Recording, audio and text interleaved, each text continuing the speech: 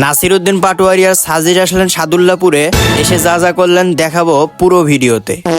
আসসালামু আলাইকুম, আমি মেহেদী হাসান মিরাজ। আজকে আমরা যাচ্ছি পলাশবাড়ি থেকে সাদুল্লাপুরে। ইন্ট্রো দেখে আপনারা বুঝেই গেছেন আমরা সাদুল্লাপুরের কোথায় যাচ্ছি। তো আজকে সাদুল্লাপুরে সম্ভবত কিসের জানি প্রোগ্রাম হচ্ছে, তো আমরা ওখানে যাব। শুনলাম ওখানে নাসিরউদ্দিন পাটোয়ারি এবং সার্জিস আলম আসবে। তো নাসিরউদ্দিন পাটোয়ারিকে কখনো সামনাসামনি দেখা হয়নি, এজন্যই যাওয়া। বাংলাদেশের মানুষের স্বভাব হচ্ছে আমরা যদি কোনো রিচ পার্সনকে নিয়ে ভিডিও বানাই তাহলে তারা কি মনে করে যে আমরা তার ভক্ত। আসলে ভক্ত ওইটা তো পরের হিসাব ভাইয়া, আমরা কখনো সামনাসামনি দেখি নাই, সবসময় সোশ্যাল মিডিয়াতে দেখে থাকি, এই কারণে মূলত যাওয়া। তো আমরা এখন যাবো সাদুল্লাপুরের কেন্দ্রের শহীদ মিনারে। এখানে মূলত ওনাদের যে রাজনৈতিক দল অর্থাৎ এনসিপি, সেই দলের হয়তো দলীয় কোনো প্রোগ্রাম হচ্ছে। তো আমরা এখানে আসার পরে দেখি যে মঞ্চে তারা বক্তব্য দিচ্ছিলেন, তো আমরাও মঞ্চের কাছে গিয়ে তাদের কিছু বক্তব্য শুনি।